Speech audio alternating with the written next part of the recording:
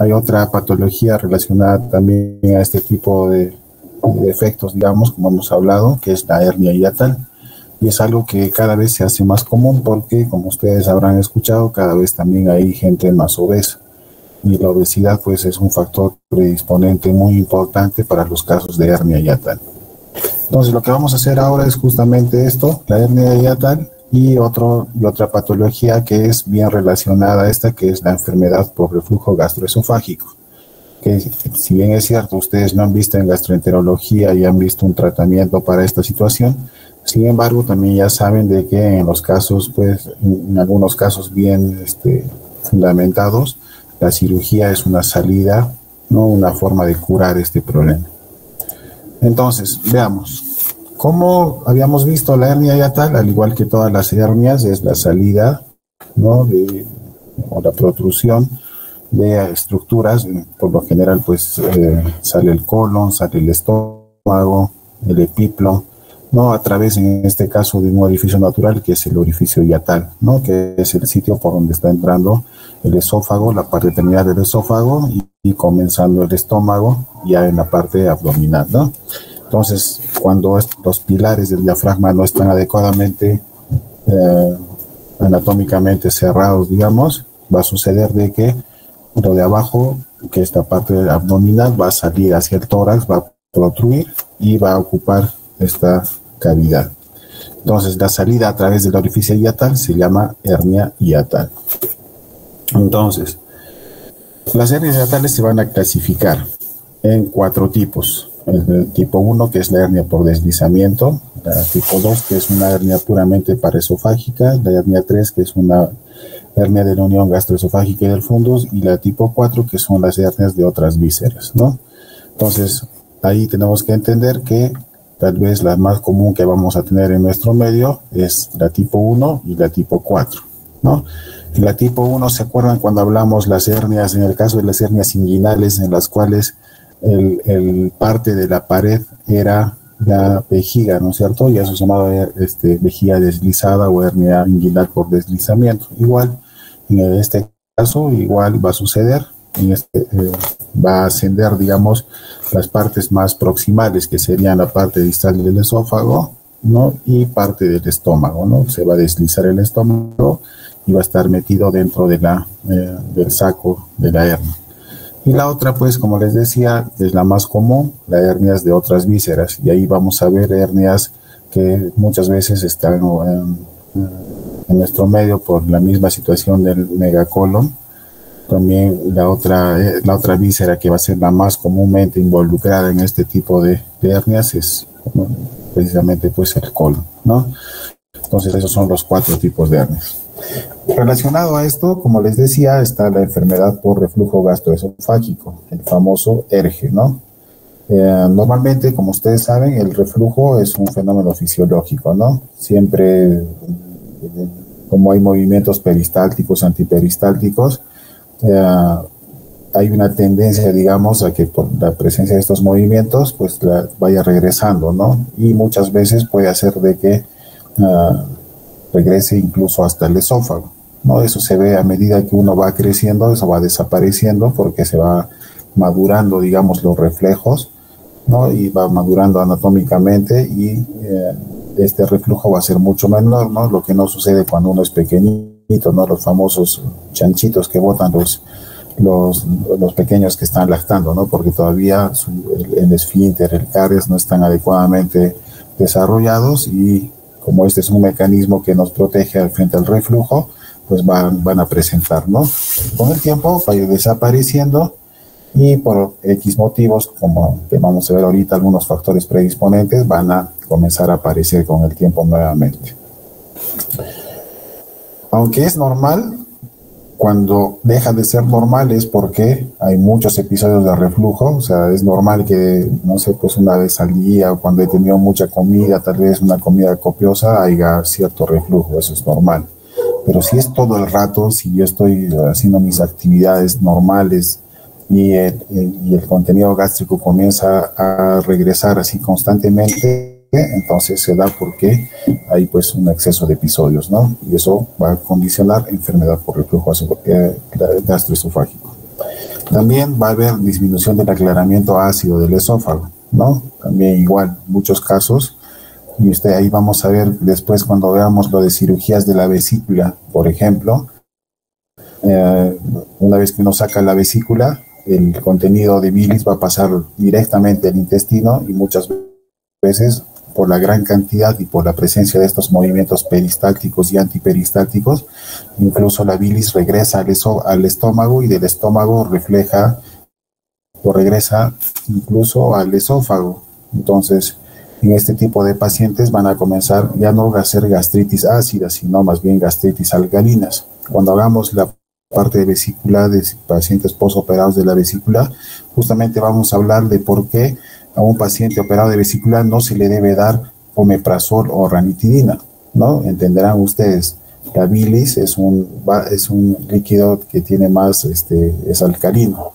Entonces, cuando regresa al estómago, cuando refluye hacia el estómago e incluso hasta el esófago, si nosotros le indicamos omeprazol, o ranitidina o hidróxido de aluminio, cualquiera que va a aumentar la alcalinidad del estómago, va a hacer de que esta reacción sea pues más intensa, digamos, ¿no?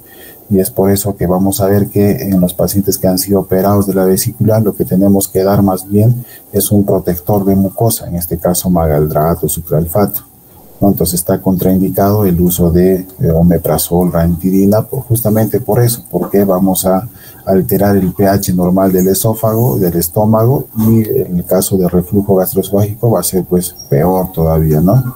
Entonces así vamos a ir conociendo ciertas patologías, ¿no?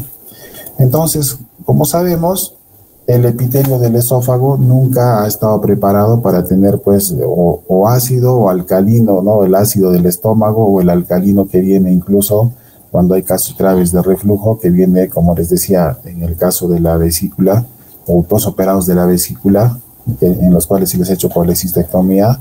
Entonces regresa ya también alcalino, ¿no es cierto?, que es la bilis. Y el esófago pues no está preparado para esas cantidades, digamos, aumentadas de contenido pues gástrico o incluso intestinal, ¿no? Entonces ese epitelio del esófago se va a ver íntimamente alterado, y en la medida que haya más episodios de reflujo, o sea, de contacto con el contenido del estómago o intestinal incluso, entonces el epitelio del esófago va a reaccionar mucho más y se va a comenzar a lesionar y alterar y suceder todo lo que ustedes ya saben respecto al reflujo gastroesofágico. Pues fíjense que si ya puede ser por una cuestión anatómica o fisiológica, es el origen del ERGE, también puede haber algún tipo de cirugía que puede condicionarlo. Ya les dije el ejemplo de los pacientes colecistectomizados. Otro caso de pacientes son los pacientes en los cuales se les hace derivaciones miliodigestivas. Cuando uno tiene, por ejemplo, coledocolitiasis gigantes, ¿no? y el gastroenterólogo no puede retirar a través de una papilotomía y CEPRE, entonces lo que nosotros los cirujanos hacemos es hacer una derivación, ¿no? Y muchas veces hacemos una derivación entre el colédoco y el duodeno. Entonces obviamente el paso de la bilis va a ser mucho más rápido todavía, y el reflujo hacia el estómago y después hacia el esófago va a ser más intenso, ¿no? Entonces, conocer todas esas cuestiones fisiológicas son importantes para entender por qué se lesiona el esófago, ¿no? Ya sea, como les digo, por un exceso de episodios o por una alteración del pH en el estómago que va incluso hasta el esófago, ¿no? Entonces, ¿cómo se manifiesta un paciente que tiene hernia hiatal y a la vez, o como consecuencia de ello, presenta pues reflujo gastroesofágico? Las manifestaciones típicas van a ser acidez, por eso es que ya ardor en el estómago, ¿no? Es epigastralgia tipo ardor, e incluso regurgitación. Y es por eso que al inicio, por lo menos, el manejo de las ERGE son de manejo médico, es manejo del gastroenterólogo, darle pues en el caso de una acidez, ¿no? Darle inhibidores de la bomba de protones, omeprazol o la histamina como la ranitidina y toda su mancha de famotidina y todos ellos, ¿no? Ya ustedes ya conocen mucho mejor eso. Entonces, en ese caso, cuando las manifestaciones son típicas, muy probablemente el manejo sea médico, ¿no? Entonces ustedes ya ahí hacen una interconsulta al gastroenterólogo, hacen una referencia al gastroenterólogo para que hagan el manejo correspondiente. Sin embargo, hay otras, cuando esto se vuelve más intenso, puede haber pues otras manifestaciones que ya comienzan a ser atípicas, incluso algunas de ellas extraesofágicas, ¿no? Entonces, unas manifestaciones atípicas son, por ejemplo, el dolor torácico de causa no cardíaca, ¿no? Hay gente que está muy tranquilo, al menos esto van a escuchar mucho en gente que es obesa, que come en la noche y pasadas unas horas se despierta con una sensación pues de un dolor intenso en el retroesternal, ¿no? Que muchos incluso piensan que puede ser pues un infarto de miocardio, ¿no? Un problema cardíaco. Sin embargo, el dolor es tan intenso que, si bien es cierto, nos hace pensar, pero luego de descartarlo vemos que pues es un problema como una manifestación atípica de alergia, ¿no? El dolor epigástrico, el hinchazón abdominal, al no haber una buena digestión, al ver íntimamente relacionado a estos movimientos, como les decía, peristálticos, antiperistálticos, y no una buena, digamos, regulación del pH a los diferentes niveles, tanto esófago, estómago y más abajo en los intestinos. Entonces muchas veces va a haber casos de ilio y va a haber pues hinchazón, ¿no? O distensión abdominal, ¿no? Por el ilio que produce el dolor mismo de por sí y las alteraciones del pH que se van a dar. E incluso va a haber algunas manifestaciones extraesofágicas, como son cambio de voz, ¿no? El paciente que tiene ERGE ya crónica, van a ver que es ya medio ronco, ¿no? Porque a veces regresa tanto que ya ni siquiera se queda solamente en el esófago, sino sube hasta más arriba. A veces pasa incluso ese reflujo en cantidades pequeñas hacia la vía aérea y se alteran, pues, o se irritan las cuerdas bucales y hay un cambio de voz, ¿no? En casos más graves. Tos crónica por esas microaspiraciones que está viendo. Exacerbaciones de asma, ¿no? De por sí el contenido digestivo, digamos, ya sea del estómago, incluso en algunos casos, como les decía, más graves desde duodeno y ayuno, regresan hacia el esófago y como hacen microaspiraciones, van a hacer pues algún grado al inicio por lo menos de neumonitis química, ¿no? Y eso va a causar o va a exacerbar en pacientes que son asmáticos, ¿no? Entonces va a haber crisis asmáticas en muchos pacientes. Va a haber laringitis, neumonías cuando ya es más exagerado pues el reflujo y obviamente dolor en la zona, ¿no? Entonces fíjense que simplemente a veces una alteración del pH a nivel gástrico puede generar tantas cosas e incluso a nivel respiratorio. Entonces al inicio cuando se trata pues de forma médica, pero cuando ya comienzas a tener todos estos síntomas, pues a veces la salida pues es simplemente la cirugía. ¿Qué tenemos en base a qué vamos a comenzar a definir si es pues tratamiento médico o es tratamiento quirúrgico, ¿no? Y para eso vamos a clasificar, digamos, la ERGE dentro de algunas formas, digamos, de clasificarlas para que nosotros podamos ver, pues, si existe un tratamiento farmacológico o no, ¿no? Lo primero que ustedes deben hacer, como les decía hace un momento, cuando un paciente tiene ERGE, es mandarlo al gastroenterólogo, ¿no? Y lo primero que hace el gastroenterólogo es la endoscopía, porque es la única forma de ver qué repercusiones está teniendo, pues, el ERGE, ¿no? Entonces, el gastroenterólogo va a clasificar, después de haber hecho una visión directa, incluso biopsias de la zona, va a clasificar pues a las ERGES en estos tres grupos, ¿no? ERGES no erosivas, las ERGES erosivas y el esófago de Barrett, que es pues lo más grave. Aunque miren, muchos casos de esófago de Barrett suelen ser asintomáticos, pero como ustedes ya saben, el esófago de Barrett es una condición que digamos, es una patología que en sus grados más severos es condicionante de cáncer de esófago, que eso sí es algo pues grave, ¿no?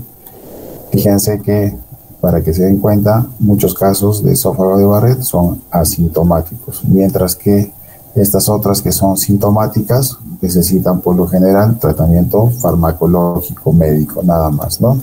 Entonces, las alergias no erosivas van a estar, pues, clínica importante de manifestaciones atípicas, ¿no?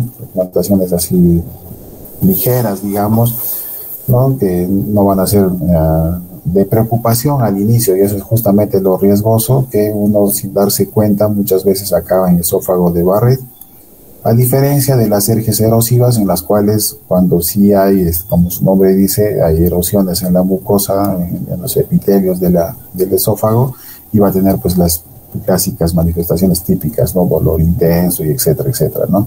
Lo que ya hablamos. Entonces, fíjense que en estas dos, el tratamiento farmacológico es el tratamiento de inicio o de elección, ¿no? Tanto en las no erosivas como en las erosivas.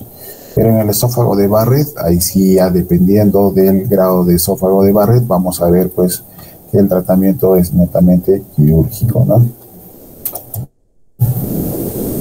Como sabemos, esto es un poco de fisiología, hay un gradiente de presión, ¿no es cierto? Hay la diferencia de presiones entre el esófago torácico y el esófago abdominal es aproximadamente 10 milímetros, ¿no? A nivel abdominal la presión es positiva, 5 milímetros de mercurio, y a nivel del esófago torácico es presión negativa, 5 milímetros, ¿no? La diferencia van a ser 10 milímetros de mercurio. Y para eso además hay una membrana frenoesofágica que también es parte de la anatomía, digamos, que hacen. Estas diferencias de presiones van a hacer de que pues normalmente el contenido gástrico no regrese. Pero cuando esta presión se ve alterada, al menos en el caso del esófago abdominal, ¿no? Y de qué es lo más importante, digamos, o qué va a alterar más esta presión, pues cualquier situación que aumente la presión intraabdominal. Y de esas situaciones, la obesidad es una de las causas más comunes, ¿no? Entonces, fíjense que la alteración de las presiones van a hacer de que exista o se rompa esta barrera antirreflujo, ¿no? A nivel de la unión gastroesofágica, pues va a haber, así como hay una cuestión fisiológica, que es esta, la de las presiones, también va a haber una cuestión anatómica que va a intervenir directamente en la cuestión del reflujo.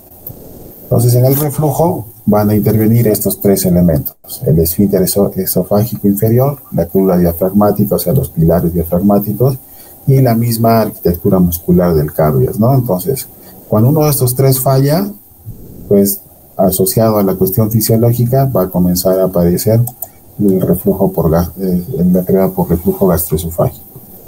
Entonces, igual, hablamos de los movimientos peristálticos o antiperistálticos, pero además de eso, y es algo que se logra con el tiempo, y esto es lo que al inicio los pequeñitos no tienen, que son pues los mecanismos de cierre normal, digamos, a nivel de la unión esofagogástrica, ¿no?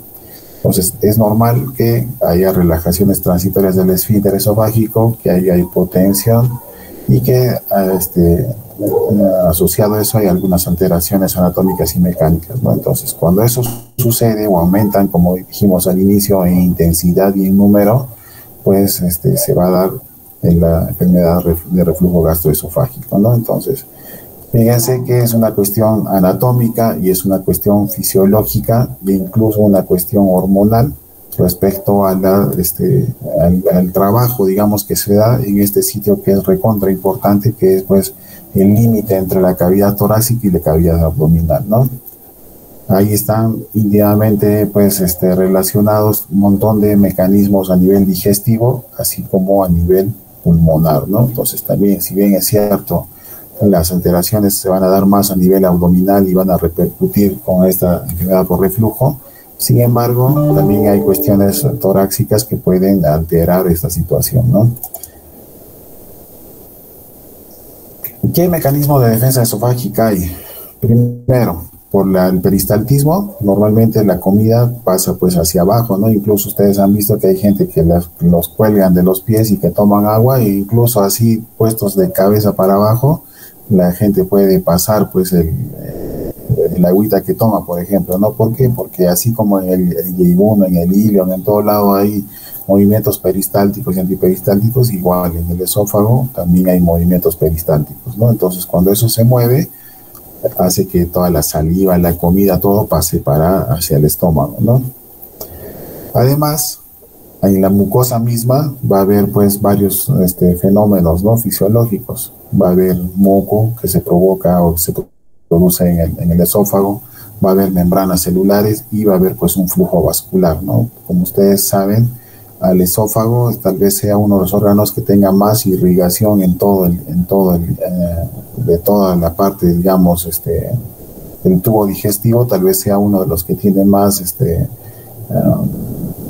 flujo vascular, ¿no? Por todo lado, a diferentes alturas del esófago le va llegando diferentes ramas de diferentes arterias que vienen, ¿no? Desde la parte incluso abdominal, muchas de ellas torácicas, ¿no? Entonces, el esófago pues es una parte del tubo digestivo que está recontra preparado para esta situación, ¿no? Por la importancia que tiene de recibir el alimento y ser pues el puente prácticamente entre el exterior y el interior de toda esta cuestión fisiológica de la digestión, ¿no?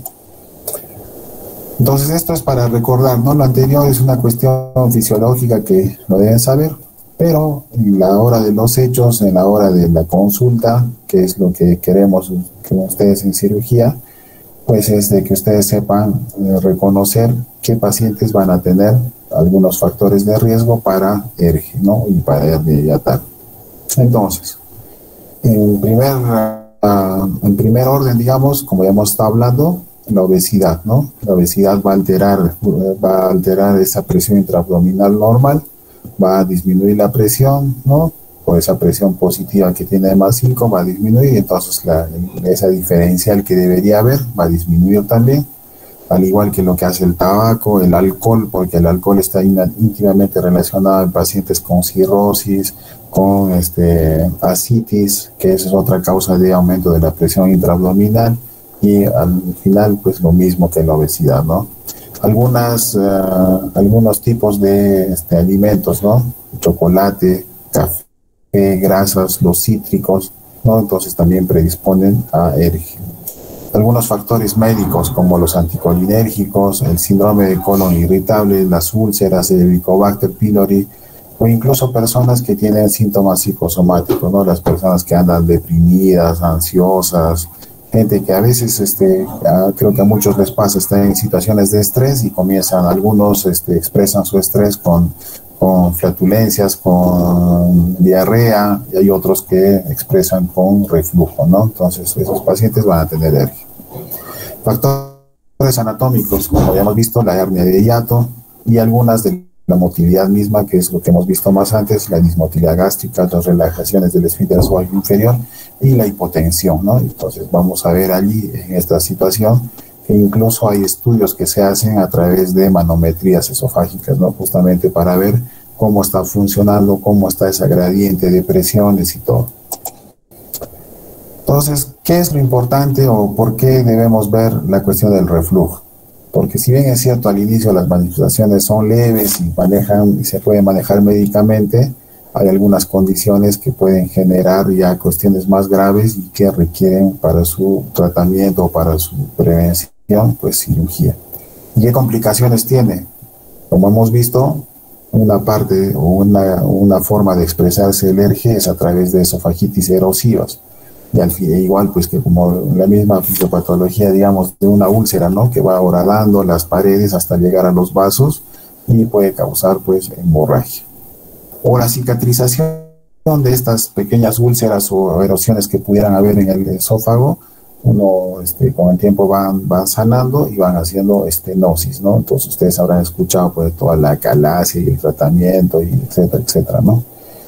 O lo más grave pues es de que lesionen o irriten tanto que con el tiempo van haciendo esofagitis crónicas y a largo plazo esófago de Barrett, que es una condición que condiciona a cáncer de esófago, ¿no? Que eso ya sería lo más grave.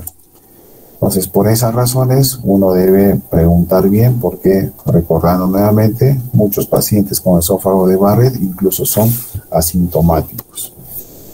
Entonces, ¿qué debemos hacer con esos pacientes? Primero, anamnesis, ¿no? Preguntar bien cuánto tiempo, desde cuándo, qué tan frecuentes son los reflujos, a qué se asocian, a qué tipo de comidas, si ha recibido o no tratamiento, el uso del omeprazol, ¿no? Por ejemplo, cuánto tiempo estás tomando omeprazol y tienes una adecuada respuesta o no para, según a eso, continuar con el tratamiento médico o ya decidirte a la cuestión quirúrgica, ¿no? Hay que hacer la endoscopía, ¿no? Nuevamente les digo, paciente con ERGE, lo primero que ustedes tienen que hacer es enviar al gastroenterólogo para que le hagan endoscopía y puedan ver en qué grado está su reflujo, ¿no? Radiología y pHimetría. Pregunta de examen siempre cuál es el gol estándar para ver los problemas de hernia hiatal y ERGE, pues es la pHimetría, ¿no? Hay otros estudios como son la impedancia esofágica y la manometría. Todos estos últimos tres los hace también el gastroenterólogo, además de la endoscopía. Entonces, fíjense que gran parte del trabajo del tratamiento de alergia, pues es básicamente a manejo del gastroenterólogo. ¿No? Volviendo, hay un tratamiento médico, aparte de las medicaciones como son los inhibidores de bomba de protones o prokinéticos como cisaprida, metoclopramida, ¿no? También tenemos que tener medidas higiénico-dietéticas, ¿no? Hay que evitar la obesidad, el tabaco, el alcohol, evitar alimentos que aumentan el reflujo, ¿no? Ya hemos visto todo lo que son grasas, chocolates, café, cítricos, ¿no?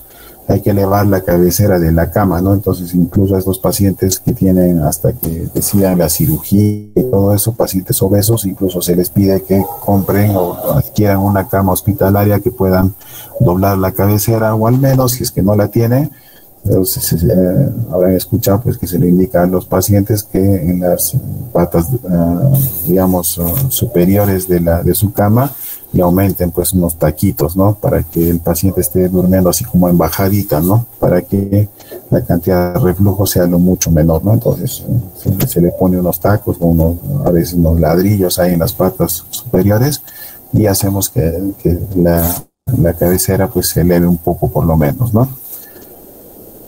Asociado a eso, a estas medidas higiénico-dietéticas, pues están todo lo que son los fármacos, ¿no? Los inhibidores de la protones, ¿no? Omeprazol, pantoprazol, lansoprazol, lo que ustedes vean por conveniente, ¿no? Hay varias opciones que uno tiene. Y los prokinéticos, la cisaprida, la metoclopramida, son los más usados en nuestro medio. Sin embargo, en los pacientes en los cuales encontramos que las medidas médicas van más allá de los 6 meses sin mayor mejoría, o no encontramos ya condiciones graves como son el esófago de Barrett, entonces en este caso pues ya debemos pensar en un tratamiento quirúrgico. Entonces, los que tienen complicaciones, estenosis, ¿no? Al inicio se le hace dilatación, ustedes en gastro habrán visto eso. Sin embargo, cuando esto no mejora, pues hay que pasar a la cirugía y hacer una cirugía antirreflujo. En el esófago de Barrett, ya cuando, dependiendo en realidad de los grados de esófago de Barrett, en algunos casos incluso ya está tan avanzado que ya incluso la cirugía pues ya no tiene sentido, ¿no? Ya no tiene sentido y probablemente ese paciente necesite solamente terapia de sostén, ¿no? Sin embargo, cuando los grados de esófago de Barrett son en los estadios iniciales, todavía se puede ver de que la cirugía puede ayudar para disminuir pues este riesgo de displasia y de neoplasia. En los pacientes con ERGE no complicada que no han respondido al tratamiento adecuadamente y que están más de 6 meses tomando omeprazol sin mayor respuesta positiva, pues en esos pacientes también se hace el tratamiento quirúrgico. Y en los enfermos con sintomatologías extradigestivas, ¿no? Los que ya están con neumonías a repetición, alteraciones de la voz, etcétera, etcétera, porque ya el reflujo es tan grande que está pues comprometiendo todo el sistema respiratorio incluso, pues en esos pacientes también está indicado el tratamiento quirúrgico. Entonces, ¿qué se hace? Lo que se hace pues se llama cirugía antirreflujo. Entonces, ¿en qué consiste eso? Pues crear una barrera mecánica, ¿no? Una barrera anatómica que haga que el contenido gástrico, el contenido intestinal no regrese hacia el esófago, ¿no? ¿Cuál es la ventaja? Pues uno trata por lo general la causa de la enfermedad. Si tienes una hernia, curas la hernia. Si tienes alguna alteración, estenosis, síndrome pilórico, etcétera, pues tratas también la causa de la enfermedad. Pero el inconveniente, pues, es que, como vamos a ver ahorita por qué, puede haber disfagia, puede haber saciedad precoz, pérdida de peso, dificultad para eructar y vomitar, ¿no? ¿Por qué? Porque vamos a hacer lo que se llaman estas técnicas antirreflujo, ¿no? ¿Y qué son y cuáles son estas técnicas? Pues hay varias, pero las más comunes son estas, ¿no? La fundoaplicatura de Nissen, la fundoaplicatura de Toupet, la fundoaplicatura de Tor. En las tres se puede hacer tanto por cirugía abierta como por cirugía laparoscópica. Antes era una contraindicación hacerla por vía laparoscópica, sin embargo, con el tiempo hemos llegado a la conclusión que pues es completamente aceptable hacerla, y ahora peor todavía o mejor que tenemos varios dispositivos a la mano, como son las suturas mecánicas, los dispositivos de manejo de la corriente, como son los electrobisturíes, ralladores de vasos, bisturís armónicos, etcétera. Entonces estas cirugías se han hecho más sencillas, ¿no? Entonces va a haber estas. Sin embargo, también existen otras técnicas, como son las gastropexias de Hill, procedimientos de Collis, otros procedimientos como LINX, endosteams, que son cuestiones que lo ponen los gastroenterólogos, ¿no? Lo que nosotros debemos concentrarnos en cirugía son estas tres primeras, ¿no? ¿Y en qué consisten? ¿No? Entonces, lo que hacemos, como ustedes ven, ya que este mecanismo de límite, digamos, todo lo que sucedía, hemos visto ahí en la cuestión de la membrana esofágica, la unión gastroesofágica, etcétera, se ha visto alterada. Entonces, lo que hacemos al hacer una fundoaplicatura es, primero liberamos pues la parte distal del esófago, y el fondo del estómago lo suturamos haciéndolo pues como si fuera una corbatita, ¿no? Entonces, cuando este ajuste, digamos, es al cierre total, que sería esto de 360 grados, ¿no? O sea, le hemos dado vuelta a los 360 grados del esófago. Entonces, a esto se llama fundoaplicatura de Nissen. Cuando hablamos solamente de 270 grados, es la de Toupet, o sea, es algo casi, pues, no cerrándolo, pues, completamente, ¿no? Y en el caso de la fundoaplicatura de Dor, solamente es a los 180 grados, ¿no? Ahí nada más, o sea, la mitad. ¿Por qué? ¿Por qué, dirán ustedes, por qué se hace esto? Porque justamente para evitar estos inconvenientes, ¿no? Cuando lo cerramos completamente, las situaciones de disfagia, de saciedad precoz, pérdida de peso y la dificultad para eructar y vomitar se hacen más intensos. Entonces se ha visto con el tiempo que da lo mismo hacer una de 180 grados, una de 270 grados o una de 360 grados.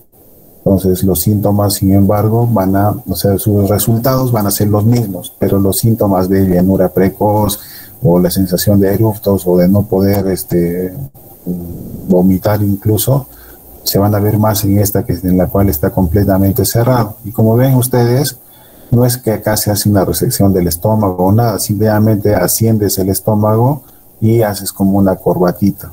Sin embargo, los gases que estarían acá adentro también van a subir y van a llenar esta parte del estómago, ¿no?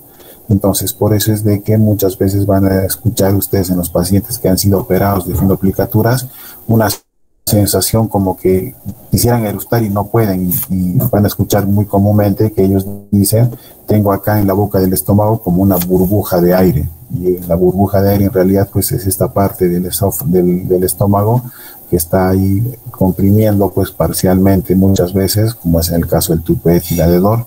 Sin embargo, pues acá se va a llenar de gases, ¿no? Y entonces van a tener esa sensación de burbuja de aire en la boca del estómago, ¿no? Entonces, esas son las tres formas de operar, digamos, el problema del reflujo gastroesofágico. Sin embargo, con el tiempo se ha visto que esto también es algo que no es completamente, digamos, al 100% con resultados pues óptimos, digamos, para esta situación. Porque a veces, como es el caso, no solamente el problema que ya habíamos hablado al inicio, no solamente el problema es acá, sino que muchas veces hay condiciones más abajo, ¿no? Ya sea por cirugías de la vesícula, cirugías de derivaciones biliodigestivas, estenosis a nivel del duodeno, del ángulo de Treis, etcétera, que van a hacer de que la comida se vaya acumulando, cuestiones de un síndrome pilórico que podría estar en esta zona. Entonces la comida se acumula y por más corbatita que le hayas hecho acá, por más fundoplicatura que tenga, pues el reflujo va a seguir y va a volver. Entonces hay algunos casos, se ha visto últimamente que estas fundoplicaturas no son completamente, digamos, que tenga pues los resultados que uno quisiera, pues ideales, ¿no? Entonces se ha visto ahora que hay algunas otras modificaciones que son estas otras que ya hemos visto, que les he nombrado, gastropexias y otras cosas más, en las cuales no solamente se termina con poner esta fundoplicatura, sino que muchas veces se hace piloroplastías, antrectomías, derivaciones y otras cosas más, ¿no? El tratamiento es amplio. En la cirugía de esófago y de la unión gastroesofágica es toda una subespecialidad dentro de la cirugía, ¿no? Entonces nos pasaríamos probablemente horas hablando de cirugía. Por ejemplo, hay un cirujano famoso que en Chile, apellida Chendes, y ha hecho una alteración, digamos, una forma diferente de la fundoplicatura de Nissen y él la ha asociado a antrectomía, ¿no? Justamente para evitar ese reflujo de toda esta zona de acá. Entonces asocia no solamente la fundoplicatura, sino también asocia a esta cirugía hacerle pues vagotomía, hacerle antrectomía y otras cosas más, ¿no? Entonces, es amplio en realidad, pero con que ustedes se acuerden de estas tres iniciales es suficiente, digamos, para que tengan la idea de lo que se tiene que hacer dentro de una técnica antirreflujo, ¿no? Entonces, acuérdense, la de Nissen es a 360 grados, la de Toupet a 270 grados y la de Dor a 180 grados, ¿no? ¿Qué complicaciones tiene la cirugía antirreflujo? Y ahí es otra parte en la cual ustedes, como al inicio, por lo menos como médicos generales, tienen que estar conscientes de lo que puede suceder, ¿no? Las complicaciones intraoperatorias. Como ustedes han visto, se desciende prácticamente la parte distal del esófago, se libera o se hace procedimientos sobre los pilares del diafragma y muchas veces puedes lesionar el diafragma mismo y causar una lesión de la pleura y hacer pues un neumotórax. Puede haber perforaciones viscerales, ¿no? Las perforaciones del esófago son bien comunes, son las complicaciones menos que uno menos quisiera tener porque las lesiones del esófago son de las más graves, pero a veces puede suceder, ¿no? Perforaciones viscerales, al menos de la parte del fundus gástrico, lesiones vasculares y de otras vísceras, como ustedes están viendo o ya conocen. Pues allá abajito nomás están pues todas las arterias que vienen, ¿no? del tronco celíaco y que incluso irrigan la parte distal del esófago, ¿no? Por eso es que las lesiones vasculares pueden afectar incluso la irrigación de la parte distal del esófago. Cuando ustedes habrán hecho, digamos, casos de cirrosis hepática, hay una cirugía que se llama cirugía de Sugiura, en el cual uno tiene que desvascularizar toda la parte que va ascendiendo hacia el esófago. ¿Para qué? Para que uno disminuya la hipertensión portal y disminuya la posibilidad pues de varices esofágicas, ¿no? Entonces, si eso se da en pacientes con cirrosis complicadas, ¿no? Imagínense lo que puede suceder en un paciente que está aparentemente normal, excepto lo del ERGE, ¿no? Entonces uno lesiona esa vasculatura y puede lesionar pues directamente el esófago y causar pues problemas de necrosis y otras cosas incluso. O también ahí abajito nomás están yendo los vasos cortos y los vasos que van hacia el vaso, ¿no? Entonces la arteria esplénica, los vasos cortos que están comunicando hacia la parte del polo superior del vaso, pues también se puede afectar y uno a veces entra por una cirugía antirreflujo y acaba en esplenectomía, ¿no? También ese es otro problema. O como uno, digamos, manipula mucho la cuestión vascular, también los casos de embolismo pulmonar van a ser otra complicación de la cirugía antirreflujo. Eso es al momento del intraoperatorio, ¿no? Que es lo que más vamos a ver nosotros como cirujanos. Pero en el postoperatorio inmediato, que es donde ustedes lo evalúan como internos, como médicos generales, pues ya se deben saber de que en algunos pacientes van a tener disfagia, obviamente por esa situación de haber envuelto prácticamente el esófago, a veces en 360 grados. Entonces, a veces queda muy ajustadito, por eso es que se han creado esas otras técnicas en las cuales solamente se hace un cierre a 270 grados o a 180 grados, justamente porque a veces cuando hacemos la de 360 grados se cierra tanto que hacemos como un cuello al esófago y el paciente no puede deglutir adecuadamente, ¿no? Pasa la comida y luego no puede pasar normalmente hacia el estómago, entonces va a haber casos de disfagia, ¿no? Y dolor al momento de pasar las comidas. Va a haber incluso cuando nosotros no hemos hecho un buen manejo de la unión gastroesofágica y de la parte anatómica de los pilares del diafragma que están ahí alrededor del esófago, entonces muchas veces va a ceder y se va a meter al tórax y va a causar pues problemas respiratorios, incluso va a haber compresiones, otra sintomatología respiratoria, ¿no? Cuando la plastía se va a migrar hacia el tórax. O como ustedes han visto, por la misma situación de que hacemos como una corbatita, digamos, al esófago, a veces como no hemos hecho una resección del estómago propiamente dicha, el estómago va a quedar, y si ustedes se imaginan, va a haber pues como dos partes del esófago que van a crecer alrededor, digamos, a eso se llama estómago bilobulado, ¿no? Entonces en pacientes, esto se va a dar más en pacientes obesos que tienen ingestas grandes de comida, ¿no? Entonces va a causar más molestias y va a crear incluso pues problemas desde los más simples como halitosis, la sensación de burbuja que les dije, todo eso hasta para cosas más graves como son pues ya la estenosis de esa unión y incluso en algunos casos, si es que hay lesiones vasculares, también va a haber partes distales del esófago, del estómago que se van a desvascularizar y se van a necrosar, ¿no?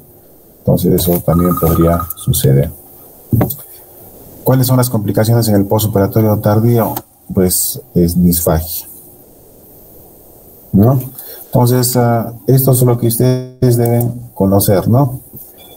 Para que nos vayamos viendo o recordando, ¿no? Habíamos visto de que teníamos que hacer exámenes de radiología. Esta es una radiología con contraste, pues ahí uno puede ver una hernia paraesofágica, ¿no? Parte del estómago, miren cómo se ha metido y ha desplazado incluso pues la columna, ha desplazado, ¿no? La parte de acá del pulmón. Va a haber, por eso es que hay pacientes que tienen pues sintomatología respiratoria también, porque este pulmón de este lado no va pues ampliarse en toda su capacidad, digamos, ¿no? Entonces ahí miren, es una hernia paraesofágica, ¿no? Parte del estómago se ha metido ahí. En el caso de las hernias paraesofágicas, pues las manifestaciones digestivas, ¿no? Van a ser igual dolor epigástrico, náuseas, disfagias, todo parecido a la hernia hiatal, ¿no? Bien parecido. Anemias crónicas, úlceras de Cameron, que son esa parte que se ha metido en la parte torácica. Va a haber manifestaciones extradigestivas, al igual que las hernias hiatales, va a haber dolor torácico, fatiga, disnea, justamente ¿por qué? Porque el lado del pulmón afectado pues no va a poder ampliarse pues al 100% y su capacidad pulmonar no va a ser la misma, ¿no? Entonces, la hernia paraesofágica se va a parecer mucho, como les digo, en los síntomas a los síntomas de la hernia hiatal. Las hernias paraesofágicas tienen como complicación más frecuente el vólvulo agudo o la incarceración herniaria, ¿no? Como son grandes, pues se mete muchas veces por lo general el colon transverso y como se ha metido ahí, se va a torcer allí adentro y va a causar todos los fenómenos de oclusión intestinal e incluso pues si el vólvulo está mucho tiempo, va a haber pues necrosis del asa que se ha metido, ¿no? Y probablemente acabemos no solamente en una reparación de la hernia, sino también en una resección intestinal de lo que se ha metido, ¿no? Por lo general es el colon transverso, pero también puede haber las asas de intestino delgado que se puedan meter allí a nivel paraesofágico, ¿no? Requieren tratamiento quirúrgico inmediato, a diferencia, ¿se acuerdan de la hernia hiatal y el ERGE, que pues no es una cirugía de emergencia? En cambio, las hernias paraesofágicas complicadas sí son tratamientos quirúrgicos pues, de emergencia. Hay una triada de Volchar que nos va a ayudar a recordar un poco lo que es hernia paraesofágica. Ahí están el dolor epigástrico, torácico, la incapacidad para vomitar y la imposibilidad de pasar una sonda nasogástrica, ¿no? Justamente por esa compresión extrínseca que va a tener el esófago, ¿no? Y además, como se ha metido el mismo esófago o una parte del intestino, pues va a haber fenómenos oclusivos y uno no va a poder pues pasar la sonda que normalmente debería llegar hasta el estómago, ¿no? Entonces, la trillada de Bocha. Entonces, ese es el tema de hernia hiatal que teníamos que revisar ahora. No sé si es un tema en realidad un poco bien complejo, en realidad, por esa todo ese detalle, digamos, fisiológico y anatómico que existe a nivel de la unión gastroesofágica. Sin embargo, pues algo que ustedes van a ver muy comúnmente, ¿no? Y que en muchos casos de ellos necesitan cirugía. Esto también ha habido un cambio grande, digamos, al respecto, porque con esta cuestión de la cirugía bariátrica también las cosas han cambiado mucho, ¿no? Incluso algunos prefieren, como la obesidad es una cuestión predisponente, digamos, a esta situación, muchos prefieren primero hacer el tratamiento de la parte de la obesidad, de hacer cirugía bariátrica primero, y recién después de eso hacer el tratamiento de la ERGE, ¿no? Incluso en algunos pacientes ya, una vez que uno hace, como ustedes habrán escuchado tal vez, dentro de los estudios de cirugía bariátrica, que es la cirugía para bajar de peso, también está hacerle, dentro de los protocolos, es hacerle una endoscopía, ¿no? Entonces, en algunos pacientes, cuando hay una superobesidad y está asociado pues a cuestiones de ERGE, a esofagitis de reflujo, incluso ahí uno define entre hacer diferentes tipos de cirugía, ¿no? En estos casos, cuando el paciente tiene esofagitis severa, esófago de Barrett, pues ya no se hace manga gástrica, sino más bien se hace un bypass gástrico, ¿no? Justamente para crear esa barrera que haga o impida que haya más reflujo, y al mismo tiempo de bajar de peso, también hacemos esta cuestión como parecido a la cirugía que les dije hace un rato acerca de hacer una antrectomía y impedir que el reflujo de toda la bilis, jugo pancreático, etcétera, hacia el esófago. Pues uno con un bypass gástrico justamente hace toda esa cuestión y haces, digamos, como dos cirugías en una cirugía restrictiva para bajar de peso, pero a la vez también hacemos una cirugía que evite el reflujo y damos tratamiento alergia al mismo tiempo, ¿no? Entonces, por eso es importante que todos los pacientes que cursen con una cuestión como la hernia tal, la hernia paraesofágica y tenga síntomas de reflujo gastroesofágico, pues sea evaluado de inicio de forma obligatoria, digamos, por el gastroenterólogo a través de estudios endoscópicos, que es el examen de elección, digamos, para iniciar el estudio de pacientes con ERGE, ¿no? Entonces, eso es respecto a todo el tratamiento pues de reflujo gastroesofágico y de las hernias que están en la zona, ¿no? No sé si alguien tiene alguna pregunta, por favor.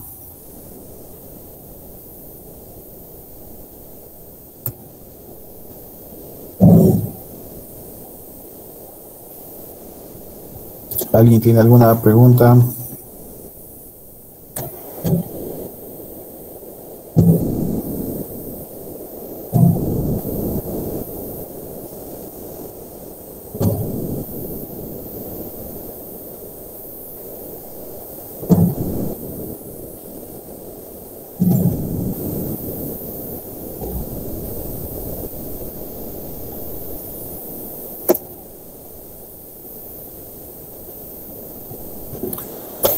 Chicos, ¿alguien tiene alguna pregunta, algún comentario, por favor?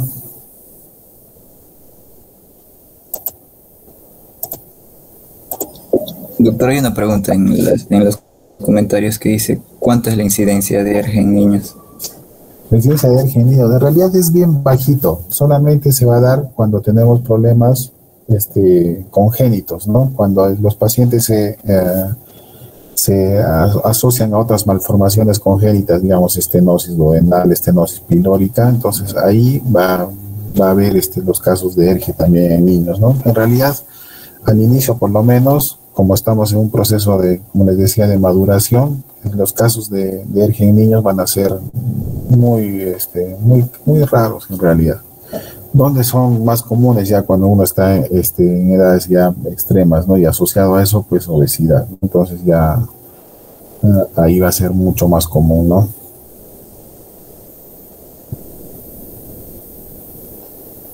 Entonces preguntan también, doctor, si se daría en niños, o sea, ¿cuál sería la causa?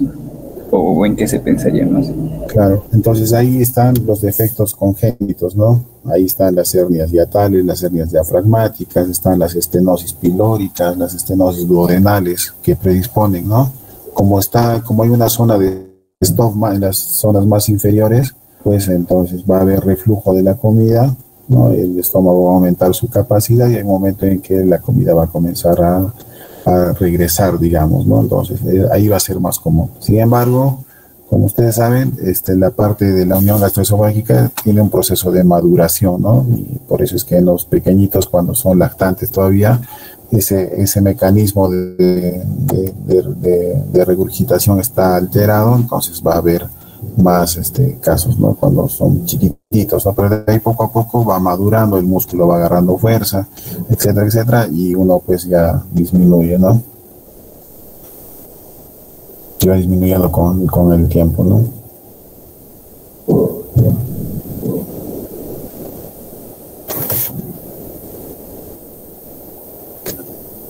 Yo pienso que es menos de un 1% de pacientes niños que puedan tener alergia, ¿no? Normalmente, como les digo, a los 4 meses más o menos, ya va a ser demasiado esporádico, ¿no? Y ahí se va a volver normal, ¿no? Como a todos, ¿no? Que uno come mucho, entonces normalmente tienes pues algo de reflujo, ¿no? Pero cuando esto se vuelve repetitivo, ahí va a ser el problema, ¿no?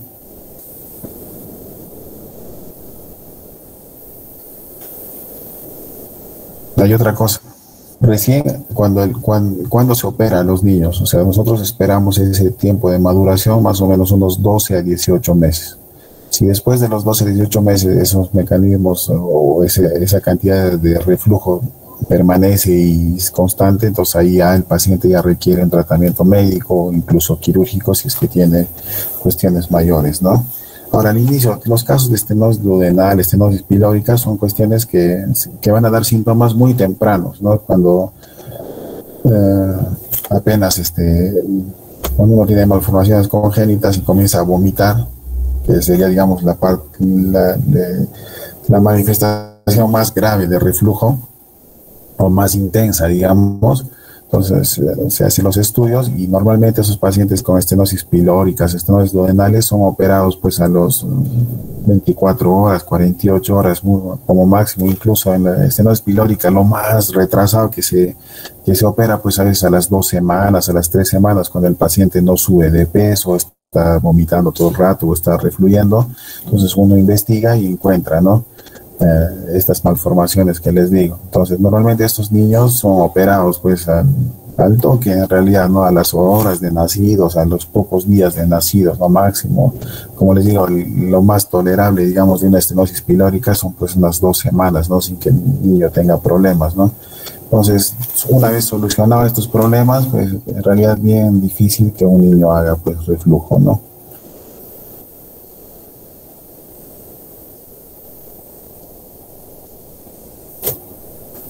Doctor, mencionaba que el gol estándar para hernia hiatal era la pH-metría. ¿Cómo se realiza? La hacen los gastroenterólogos hacen endoscopía y después de eso agarran y tienen un dispositivos para medir, hacer pues manometría y no primero hacen al mismo tiempo hacer la pH-metría, hacen manometría también y es un procedimiento endoscópico, ¿no? La manometría esofágica la hace el gastroenterólogo. Primero hacen una inspección con el endoscopio, pero después pasan una sonda, ¿no? Una sonda que tiene justamente un sensor, un calibrador, ¿no? Es bien delgadita y normalmente se pasa a través de la nariz, ¿no? Al mismo tiempo que están haciendo una visión directa por el endoscopio y llega a través del esófago hasta el estómago, ¿no? Entonces Normalmente, primero se le pone algo de anestesia al paciente para que pueda ser fácil, digamos, la introducción de esta sonda. Y una vez que uno vea que está en el estómago, pues de ahí recién hace la medición y va jalando lentamente hacia el esófago, ¿no? Entonces, una vez de que, que está en ese vaivén, digamos, de estar entre el esófago y el estómago, al paciente se le pide que trague, ¿no? Que como si pasara pues su saliva, ¿no? Entonces, en ese momento, este manómetro va a medir las presiones que va a haber, pues las contracciones musculares que se van a hacer pues a lo largo de varias partes de la sonda, ¿no es cierto? La sonda va a tener sensores a diferentes alturas y en ese juego que se hace entre salir y entrar al estómago, pues uno va midiendo las contracciones musculares que se hacen al momento de deglutir, ¿no? Entonces es un procedimiento que lo hacen los gastroenterólogos, ¿no? Con una sonda especial que tiene unos sensores para medir las presiones, ¿no? Una vez de que uno termina, pues uno simplemente saca la sonda, ¿no? Y este examen pues va a durar, más o menos se toma en varios momentos, se va, como les digo, jugando con la sonda, ¿no? Llegando al esófago, al estómago, ¿no? A través de una visión y dura más o menos como una hora, ¿no? Entonces es una sonda con un sensor.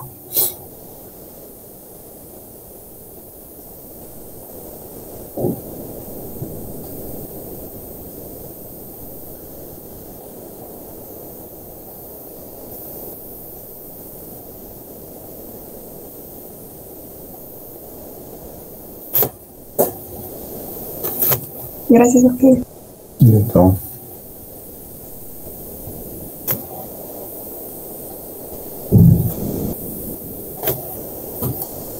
Bueno, otro tema que vamos a, si no hay más preguntas, continuamos con el siguiente tema, por favor. Sí, doctor. Está bien, doctor. Listo, entonces pasamos a un tema que es pues recontra común, ¿no? Que en las emergencias, ya entrando un poco más a la parte de cirugía abdominal, que es la que más vemos en la parte de las emergencias, pues la apendicitis y la colecistitis probablemente sean las patologías más comunes, ¿no? Métanse en la cabeza de inicio de que el manejo de la apendicitis o el diagnóstico de la apendicitis, pues al inicio básicamente es clínico. ¿Ya? Entonces pedir una endoscopía para diagnosticar, una ecografía para diagnosticar apendicitis es algo que no es correcto, ¿no? Al inicio, como vamos a ver a lo largo de esta clase, es de que el conocimiento de la parte clínica de la apendicitis nos da a un 70-80% el diagnóstico de la apendicitis. Entonces, para recordar, ¿no? Más o menos, el apéndice normal, ¿dónde está encontrado? Pues el apéndice está acá. Hacemos una línea que va del ombligo hacia la espina ilíaca anterosuperior y dividimos en 3 partes y donde se encuentran las partes la parte más externa con la parte medial, entonces ahí está por lo general el apéndice, ¿no? Ese punto se llama punto de Magbone. Lo vamos a ver ahorita. Lo primero que te pregunta la gente, ¿no? ¿Y, doctor, para qué sirve el apéndice? Pues el apéndice al inicio tiene cuestiones inmunológicas, como vemos acá, ¿no? Está muy, digamos, vecino de ganglios linfáticos en toda esta zona, y es por eso que muchas veces algunas, incluso como diagnóstico diferencial de las apendicitis, están las linfadenitis mesentéricas, que están íntimamente relacionadas con procesos virales respiratorios. Por eso es que muchos niños, cuando están con procesos respiratorios, se quejan de dolor como si fuera de apendicitis, ¿no? Se quejan de dolor de barriga teniendo tos o gripe muchas veces. ¿Por qué? Por esta cuestión de que en esta zona hay muchos ganglios linfáticos. Por esa presencia de ganglios linfáticos también es de que, como ustedes habrán visto en la fiebre tifoidea, lo que más se perfora es esta parte, que es la parte distal del ilion, y la parte inicial, digamos, del intestino grueso, que es el ciego. Justamente también porque acá hay mucho ganglio linfático y como ustedes saben, la fiebre tifoidea o el causante de la fiebre tifoidea tiene pues una predilección por los sitios donde hay muchos ganglios linfáticos, ¿no? Y por eso es de que estas zonas son las que más se complican con la tifoidea, por esa presencia, ¿no? Pero una vez que va pasando el tiempo, pues el apéndice se va volviendo más flaquito, los ganglios linfáticos van disminuyendo en esta zona y por eso es que se dice que con el tiempo pues el apéndice no tiene mayor trabajo, digamos, no tiene mayor función, y es por eso que sacar el apéndice no va a tener ninguna repercusión en las personas. Sin embargo, se ha visto ahora en algunos estudios que extrañamente los pacientes que han sido operados del apéndice, muchos de ellos tienen a largo plazo, aunque no está completamente o directamente relacionado, pero los estudios muestran que hay muchos casos de pacientes que les acaba el apéndice y que a largo plazo están presentando cáncer de colon, ¿no? Algunos problemas oncológicos de la zona. Entonces, si bien es cierto, no tiene una función establecida, sin embargo, pues a largo plazo se está viendo eso. Y esa es la razón por la cual incluso ha habido durante un buen tiempo la opción de hacer, al menos en los casos de apendicitis en sus estadios iniciales, de no hacer apendicectomía, sino más bien hacer nada más tratamiento médico de la apendicitis, justamente por esa aparición que estuvo habiendo respecto a problemas oncológicos en otros sitios, ¿no? Entonces, no es una función establecida en el adulto, y en los niños se relaciona mucho a cuestiones inmunológicas por la presencia de gran cantidad de tejido linfático alrededor, ¿no?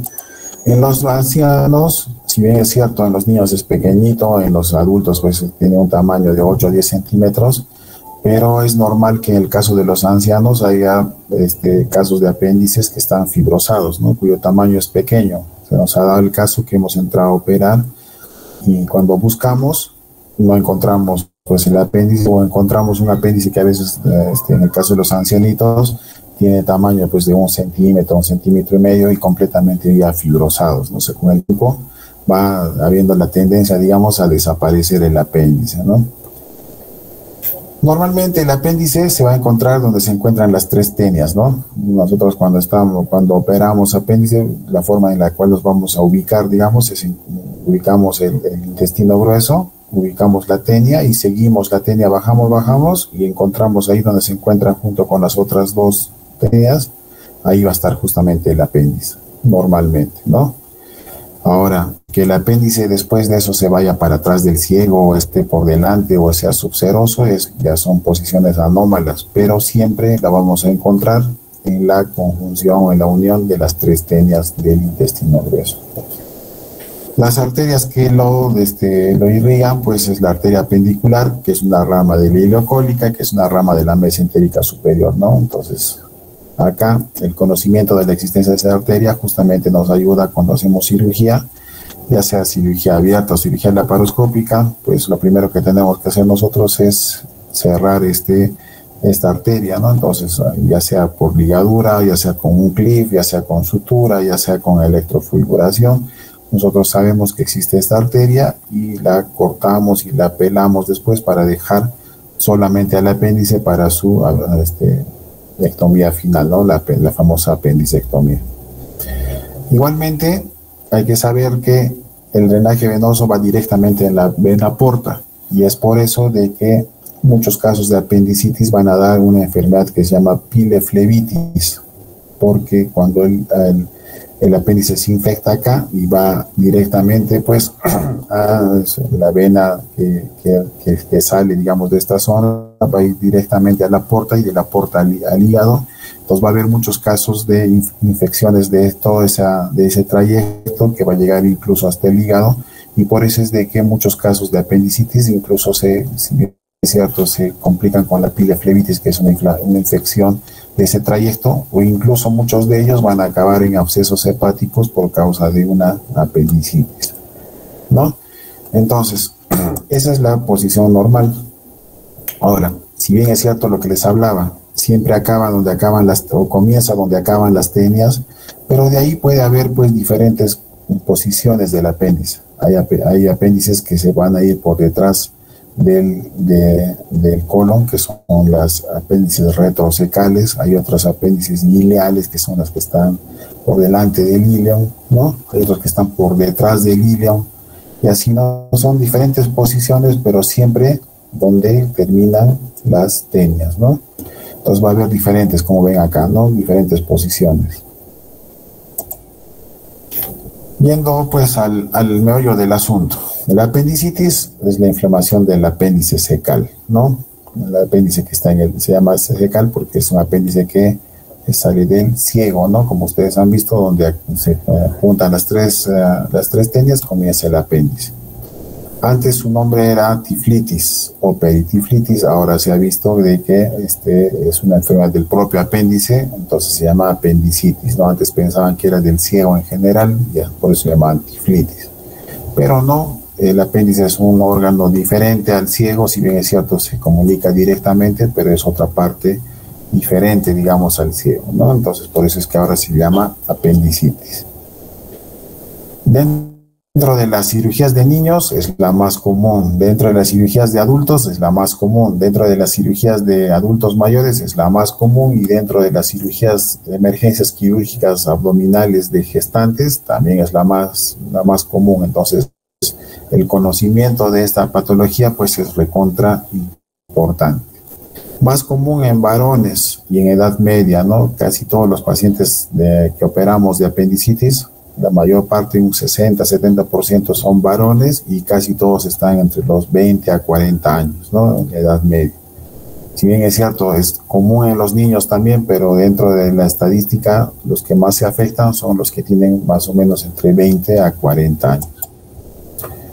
¿A qué se debe la apendicitis? Es otra pregunta que siempre les van a preguntar los pacientes, ¿no? ¿Y por qué me ha dado apendicitis? En realidad son varias, pero el 80 o tal vez un 90% de la causa es esto, los fecalitos, ¿no? Son pequeños, como dice, litos, piedritas, y de origen pues de heces, ¿no? Fecal. Entonces con el tiempo, como el apéndice está en contacto directo con el ciego, pues parte del contenido fecal, digamos, va entrando, se va precipitando y se va formando pues una pequeña piedrita que es el fecalito. Esa piedrita va aumentando de tamaño y a veces está bailando, digamos, en el apéndice, hasta que una de esas crece tanto que se obstruye en una de sus válvulas, ¿no? Acuérdense que en el apéndice hay unas válvulas que se llaman válvulas de Gerlach, y a veces este fecalito se obstruye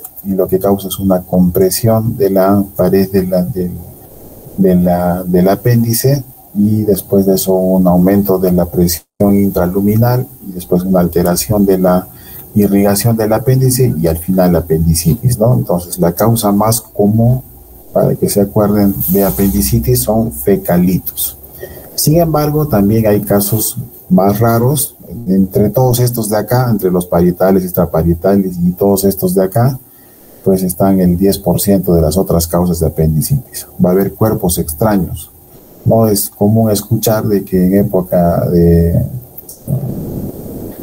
gente que come mucha tuna, no tiene o la otra es comer esas frutas que tienen pepitas pequeñitas, ¿no? Entonces se ha visto que varias semillas de algunas comidas se meten en el apéndice y hacen la misma función, pues, o la misma fisiopatología de un fecalito, ¿no? Comprimen y hacen todo eso. Entonces no va a ser raro que ustedes encuentren, pues, dentro del examen patológico, digamos, del apéndice, encuentren dentro, pues, una semilla, ¿no? de tuna o de alguna otra fruta que tenga esa formita, digamos, la semilla, ¿no?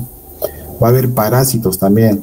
En nuestro medio no es algo muy común, no es, ¿cómo les digo? No es común, pero tampoco es raro encontrar, pues, en nuestro medio, por ejemplo, fasciola, ¿no? Metido en el apéndice, también ascaris metido en el apéndice, que también hacen esa cuestión de cuerpo extraño, y la misma fisiopatología que un fecalito, ¿no?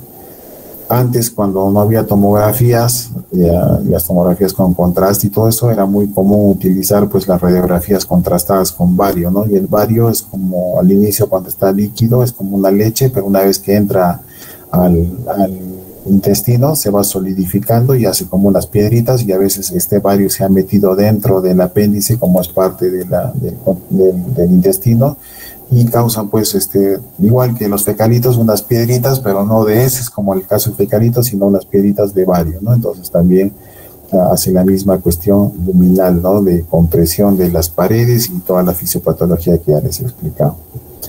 Pero también hay pues fenómenos parietales, ¿no? Y por eso justamente en el caso de los niños un diagnóstico diferencial, cualquier patología que afecte los ganglios linfáticos, ¿no? Entonces, por ejemplo, ¿no? En los casos de hiperplasia de folículos linfoides y en los casos de tumores apendiculares. Acuérdense que el tumor apendicular más común es el tumor carcinoide, ¿no? En el tumor carcinoide, pues muchas veces da los síntomas de una apendicitis, y en algunos casos, dependiendo del tamaño del tumor, uno puede operar desde solamente hacer una apendicectomía, o incluso en algunos casos, dependiendo cuando los tumores son mayores de 2 centímetros, incluso acabar en hemicolectomías derechas, sacar todo el colon derecho, ¿no? Porque por esta cuestión linfática, la diseminación de los tumores del apéndice, la carcinomatosis por tumores carcinoides y otros tipos de tumores, a veces puede ser muy rápida. Entonces, por eso va a haber algunos casos que el paciente entra por una simple apendicitis y acaba en hemicolectomía cuando uno encuentra, pues, como causa de la apendicitis un tumor apendicular, ¿no? Y algunos otros, como son los efectos parietales, que son, pues, los tumores o las metástasis de otros cánceres de otros lugares diferentes, ¿no? Entonces, fíjense, hay varias causas, pero no se olviden, la causa más común, la que ustedes siempre van a ver por lo general, es fecalitos, ¿ya? Entonces también es una pregunta que muchas veces les hacen en el ENAM, ¿no? Causa común, la causa más común de apendicitis, fecalito.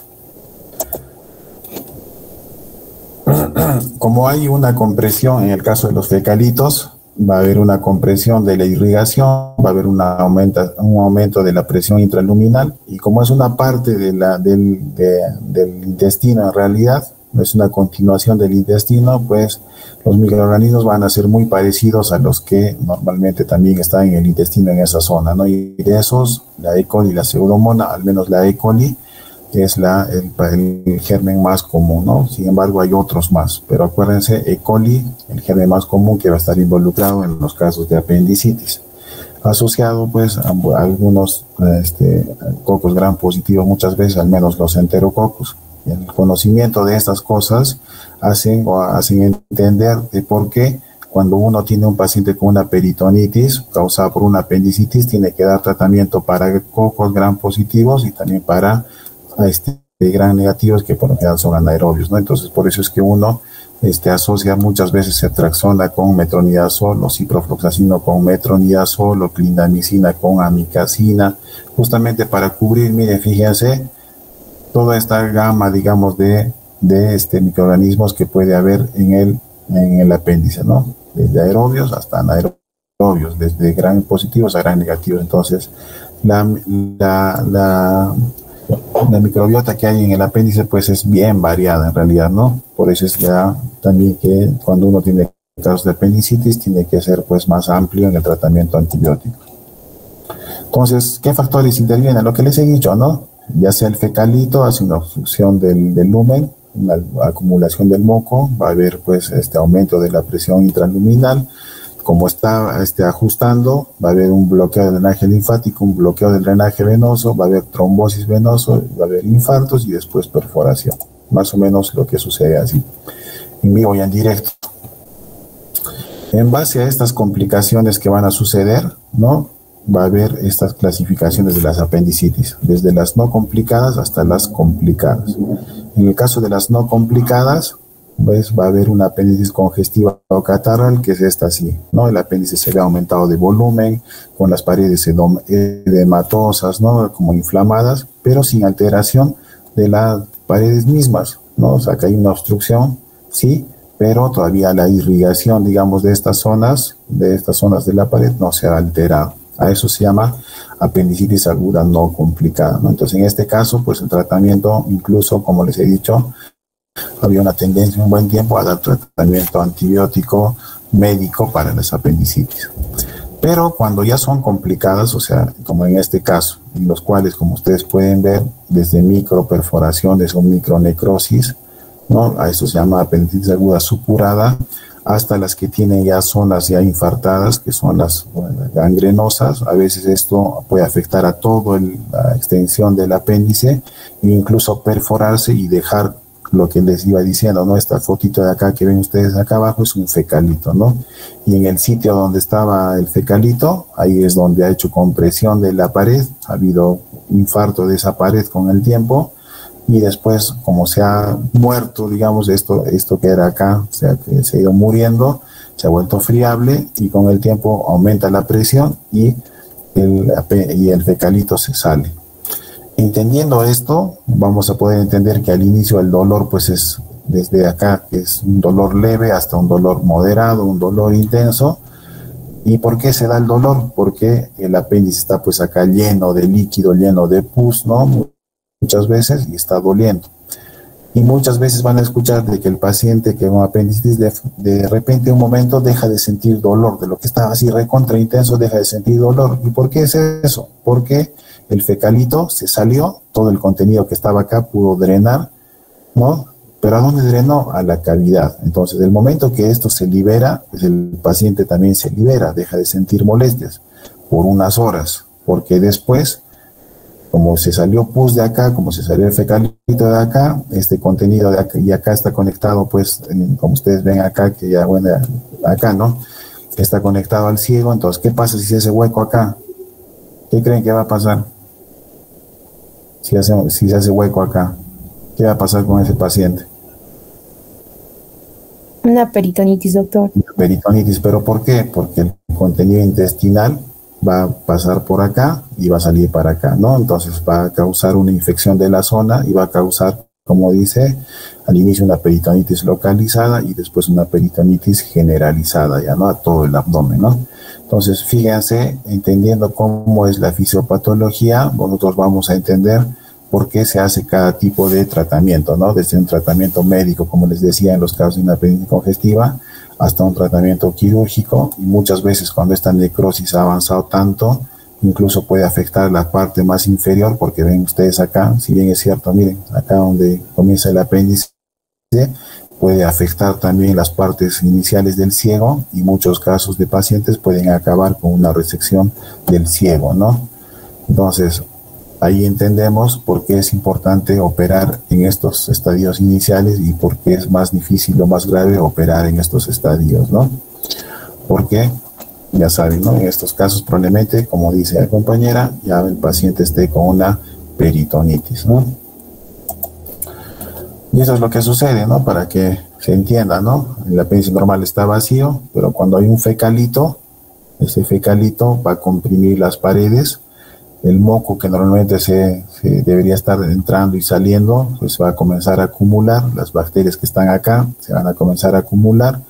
Va a haber una compresión, va a haber disminución del retorno venoso, ¿no? De todas estas paredes, y se va a comenzar a aumentar la cantidad de moco, la cantidad de bacterias, ¿no? Y el apéndice comienza a hincharse como se ve acá, ¿no? De lo que era así delgadito, se va aumentando y se pone más turgente, hasta que hay un momento en que se perfora y todo el contenido, todas las bacterias, todo el moco, incluso el fecalito, como se ve en esta figura, se han salido, ¿no? Y el contenido intestinal que está por acá va a comenzar a refluir por ahí y salir y empeorar el caso de apendicitis, y va a causar pues probablemente una peritonitis, ¿no? Entonces, ¿en qué tiempo se van a dar? Miren, fíjense, a las 12 horas, a las 24 horas, a las 36 horas, ¿no? O sea, en un paciente complicado ya vamos a tener un paciente con peritonitis que ha tenido más o menos unos 2 días de enfermedad, ¿no? Entonces, ¿cómo duele? Y eso es importante recordar. Ya hablamos de cómo camina un paciente con apendicitis, ¿no? Cuando hablamos de abdomen agudo, es un paciente que viene algo así, ¿no? El paciente se sienta y más o menos como lo que está esta joven, agarrándose hacia el lado derecho, pues, y doblándose, ¿no? Eso se llama posición antálgica, ¿no? Entonces, de esa posición como que alivia al paciente así medio dobladito. Ustedes van a encontrarlo al paciente así sentado, doblado hacia la derecha, ¿no? O caminando así doblado hacia la derecha. Cuando hablamos del examen clínico, vamos a abordar algunos síntomas y algunos signos, ¿no? Síntomas. Entonces, en el momento de la anamnesis, ya el paciente te va a contar lo que se llama la cronología de Murphy. Entonces, esta cronología de Murphy, ¿en qué consiste? Y esto es clásico, ¿no? Entonces, señor o señora, ¿cómo le duele? No, doctor, doctora, ¿sabe qué? Al inicio mi barriga me dolía todo, ¿no? No te dice mi abdomen, ¿no? Dice, mi barriga me duele todo. Era así difuso, después de haber comido me comenzó a fastidiar. Pero después el dolor se fue acá al epigastrio, a la boca del estómago, como llaman los pacientes. Después de la boca del estómago el dolor me ha ido bajando poco a poco y después se ha puesto en mi ombligo. Y después poco a poco se ha ido al lado derecho y ahora me está doliendo acá en el lado derecho, ¿no? Donde está así doblado.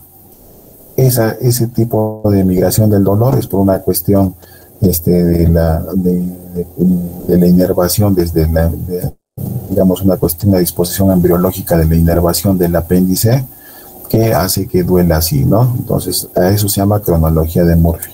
Dolor de inicio así difuso, después se localiza en el epigastrio, después va bajando al mesogástrico a nivel periumbilical y después se localiza en la fosa ilíaca derecha.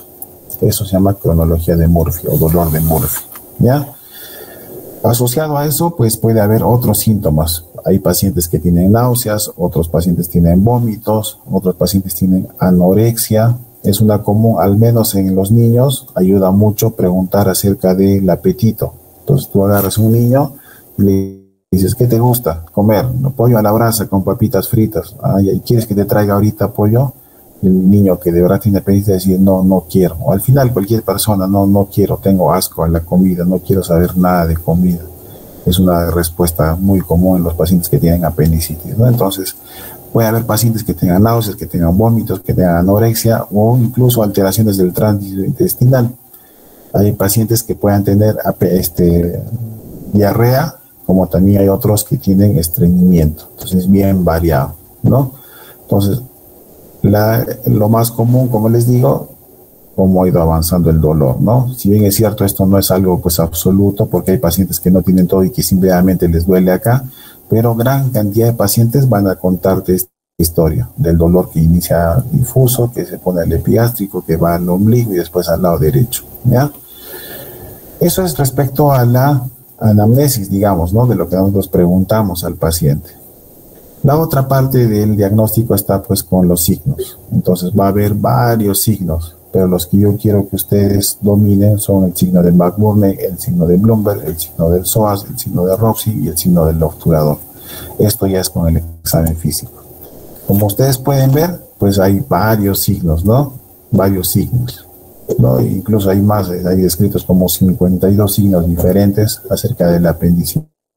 Sin embargo, quiero que aprendan el signo de McBurney. ¿Cómo es? Ustedes ahora trazan una línea, ¿no? Una línea que va del ombligo hacia la espina ilíaca y en ese trayecto lo divides en 2 tercios y en el tercio medio más o menos uno ajusta suavemente. Cuando uno evalúa y hablamos eso del abdomen agudo, uno no agarra y comienza a ajustar así fuerte, ¿no? Sino suavecito. Entonces uno ajusta suavecito y de ahí poco a poco vas metiendo la mano un poco más, ajustando.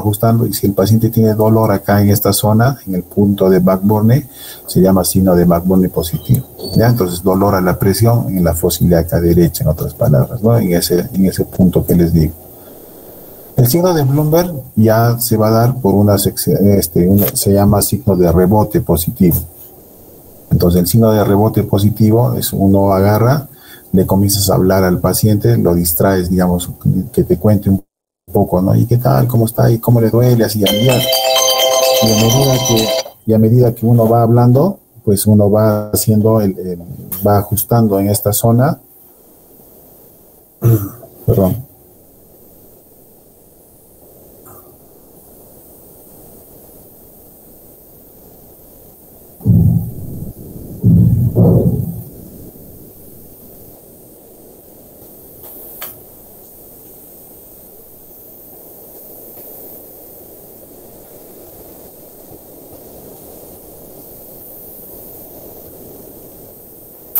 Listo. Uno va ajustando y una vez que has llegado hasta el fondo, digamos, en el que estás provocando algo de dolor, retiras bruscamente la mano y eso va a causar una sensación como que hubiese, como el nombre dice, un rebote, ¿no? El paciente dice algo ha saltado dentro y me ha causado dolor. A eso se llama signo de Blumberg positivo o signo de rebote positivo. Entonces, en el mismo sitio del punto de McBurney, uno ajusta y hace una descompresión brusca, ¿no? Entonces ajustas hasta el fondo y retiras la mano así rápidamente, eso se llama signo de Blumberg. El signo de Rovsing se va a dar porque uno ajusta, pero no acá en este lado derecho, sino más bien ajustas acá al lado izquierdo.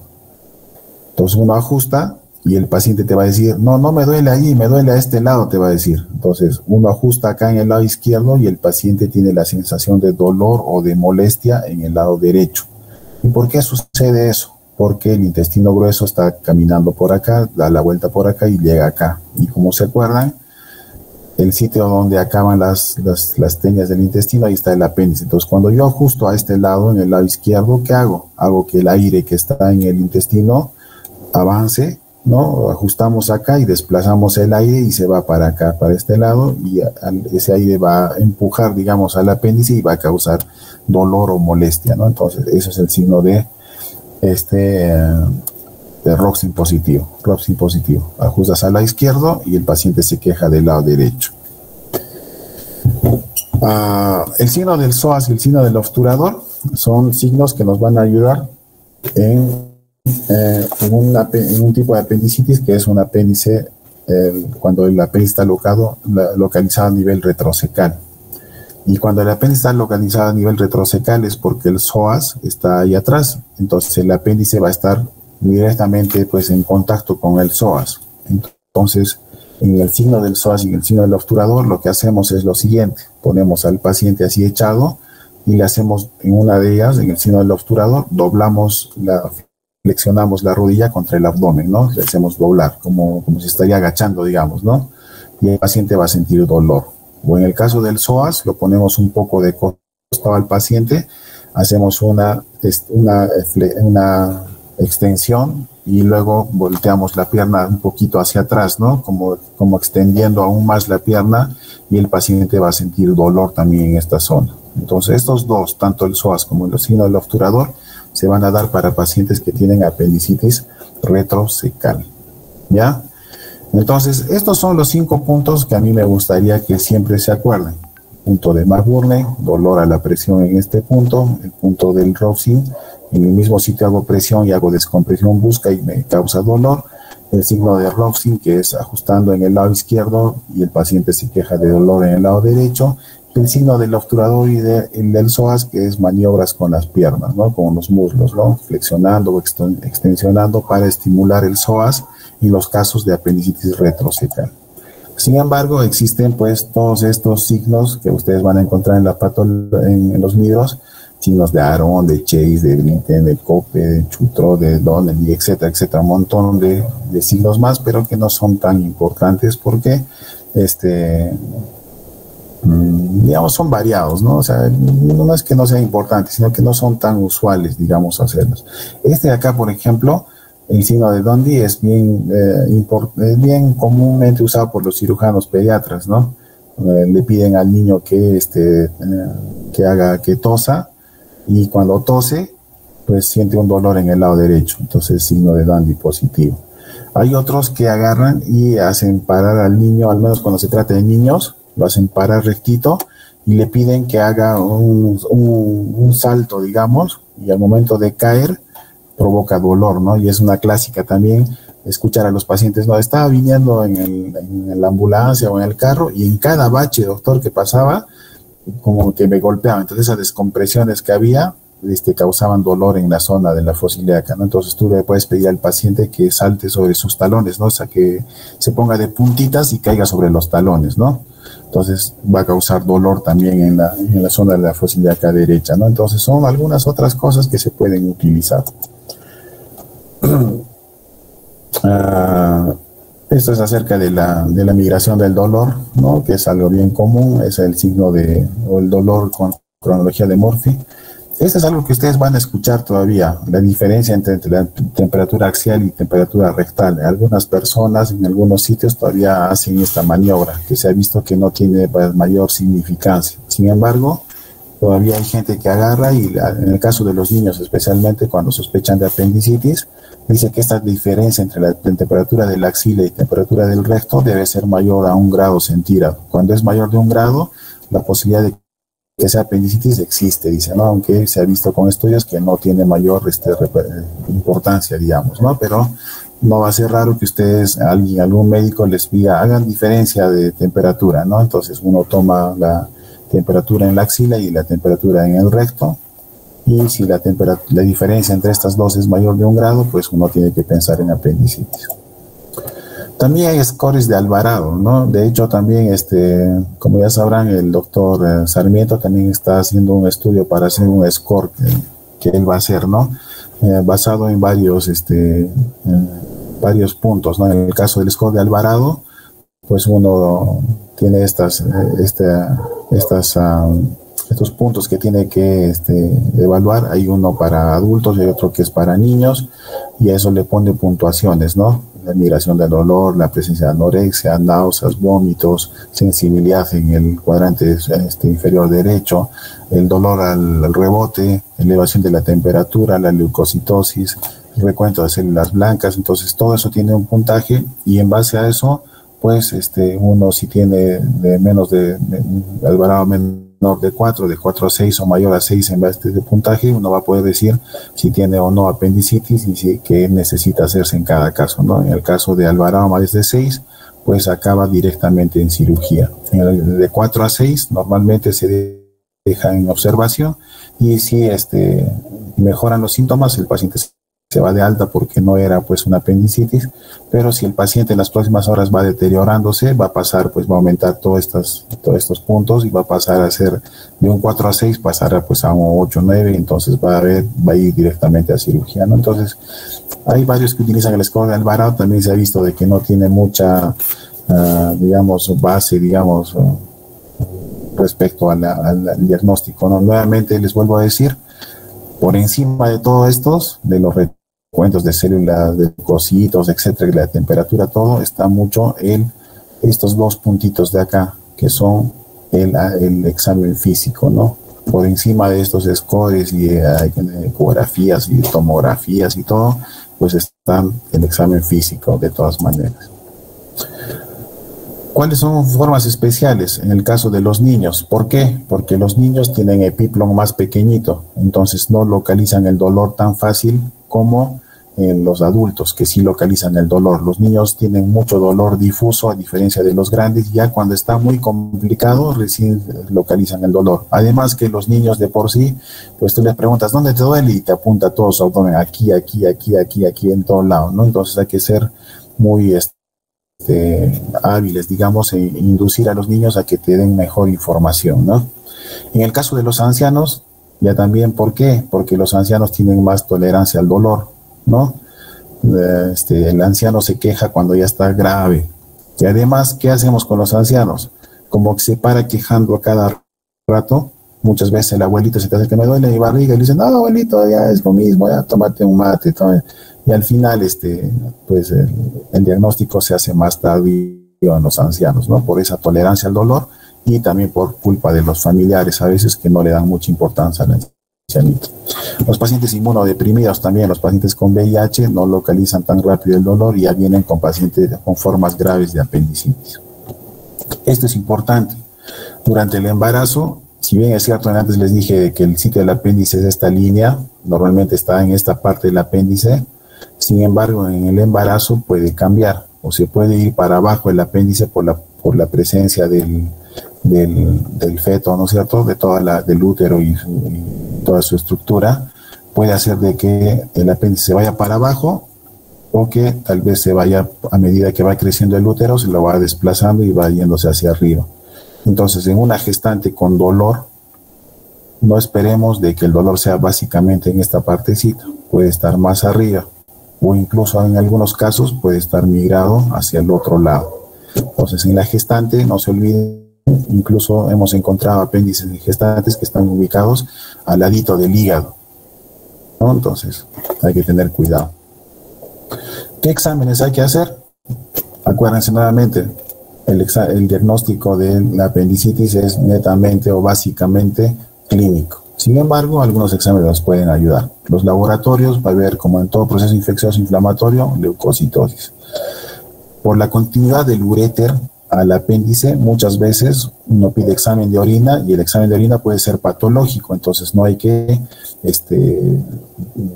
confiarnos mucho en el examen de orina porque puede haber leucocitos aumentados, reacción, presencia incluso de piocitos, cuando en realidad es una apendicitis. Entonces también no hay que confiarnos en el examen completo de orina porque en muchos casos puede ser patológico por translocación bacteriana del apéndice hacia el uréter, al menos cuando se trata de apendicitis retrocecal.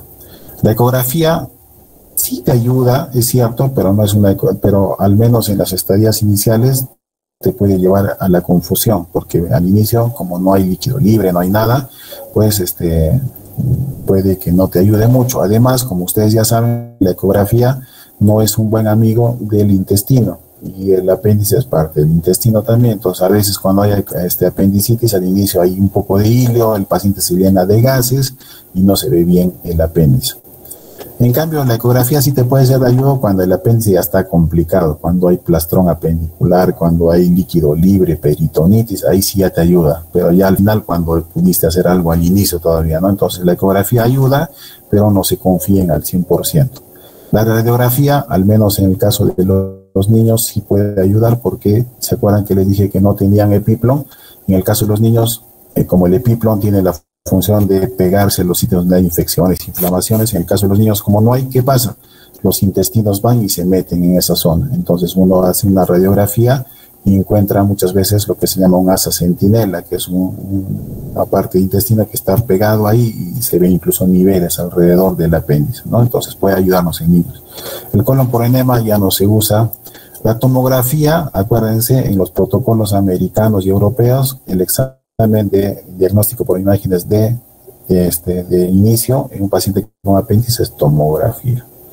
Y al final, cuando no has encontrado nada, te tienes duda, al igual que en cualquier abdomen agudo en el cual tú no tienes una certeza, pues lo que tienes que hacer es una laparoscopia diagnóstica, ¿no?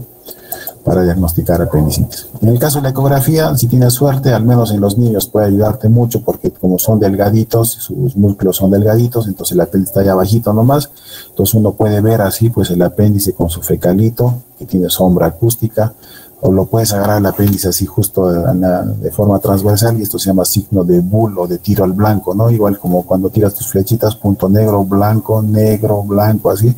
Esta es la luz del apéndice, esta es la pared engrosada, este es el líquido periapendicular que se ve negrito y después de eso las asas que se ven blancas, ¿no? Entonces, si tienes suerte, pues te puede ayudar la ecografía, pero no se confíen, como les digo. La radiografía, lo que les decía, ¿no? Uno puede ver el fecalito, pero también puede ver un asa centinela, que es acá, así, aire alrededor del apéndice, ¿no? Como se ve acá también.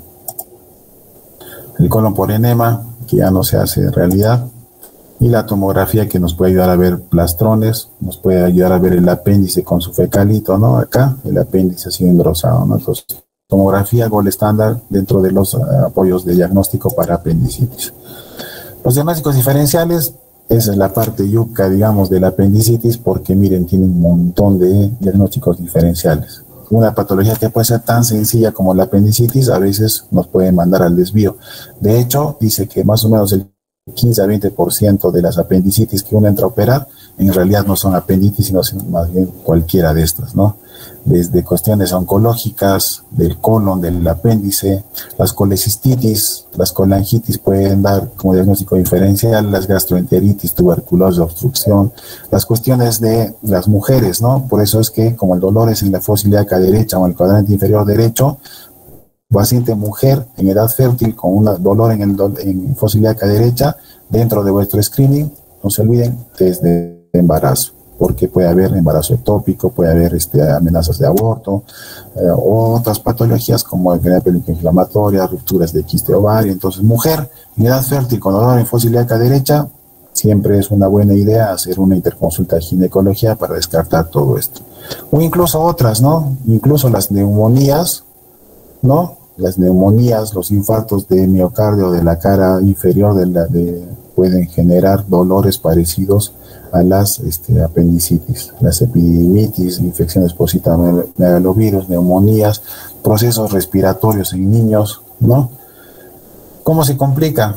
Se perfora o hace un absceso, que se junta pus alrededor, o hace peritonitis, ya al inicio puede ser localizada, pero después generalizada. Puede haber pileflebitis, que es la infección de ese trayecto de la porta hasta el hígado, o al final puede haber plastrón apendicular. Entonces, ¿cuál es el tratamiento? Que eso sí le van a exponer.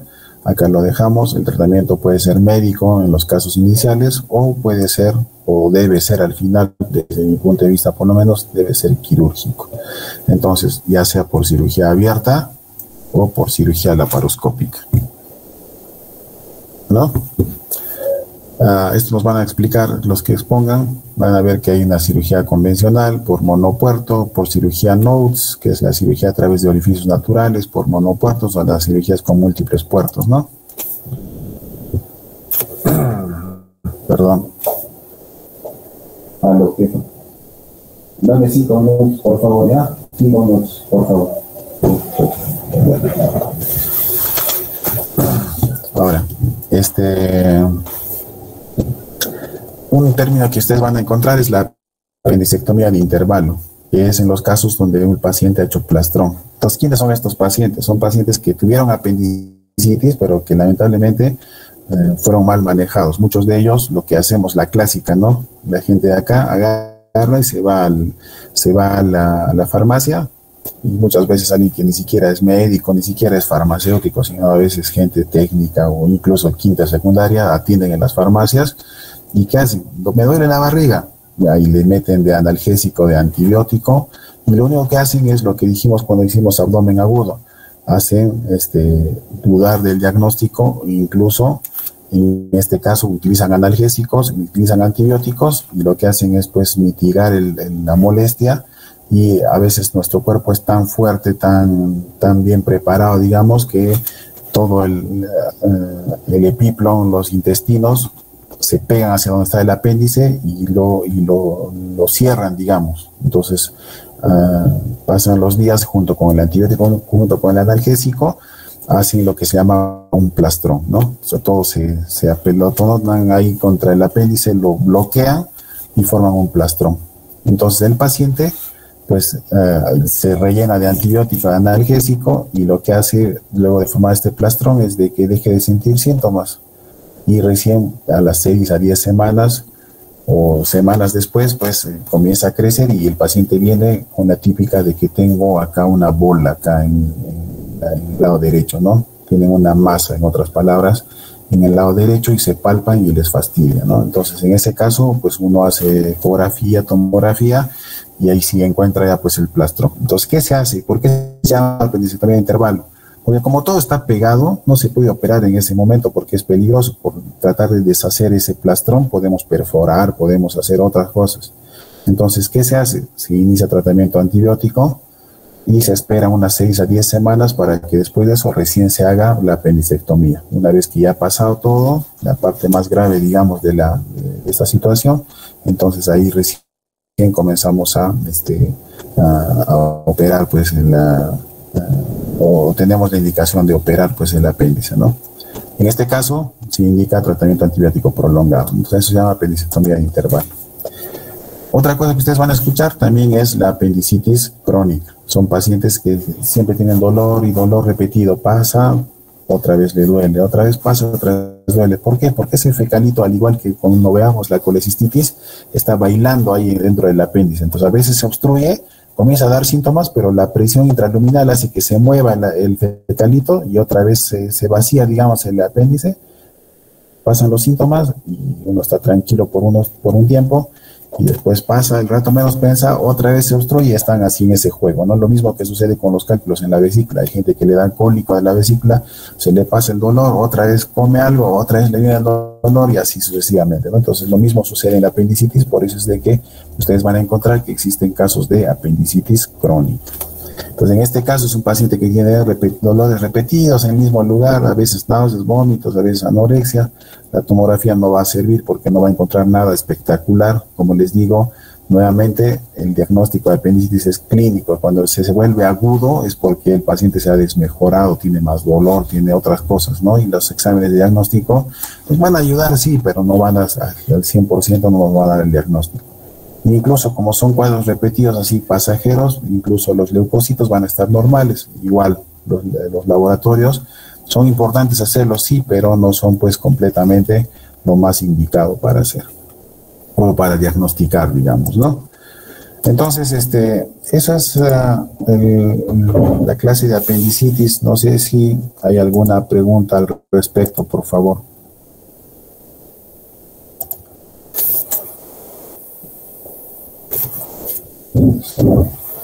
¿Alguien tiene alguna pregunta, por favor? Doctor, bueno, digamos en mi centro diagnóstico, pero no puedo operar. Ajá. Sí o sí tengo que mandarlo o sea, derivarlo a otro hospital donde sí se le puede operar, pero con analgésicos, o sea, ya puesto analgésicos. O sea, si tú estás seguro de que es apendicitis, entonces lo refieres con el diagnóstico de apendicitis aguda y le inicias su tratamiento antibiótico. O sea, porque el antibiótico, si bien es cierto, le va a disminuir el dolor junto con el analgésico, pero no le va, en el caso de la apendicitis verdadera, no le va a dejar de doler. Entonces, no se asusten mucho.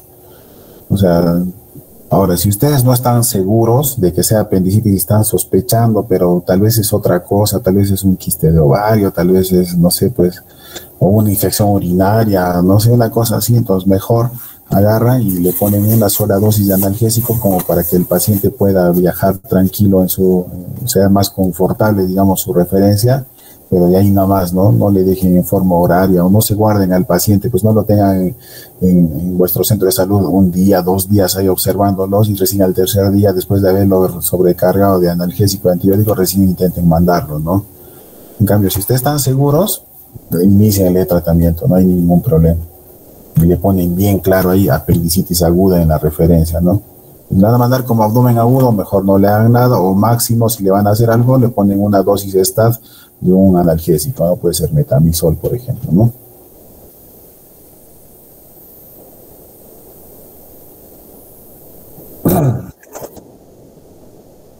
Sí, Rubén.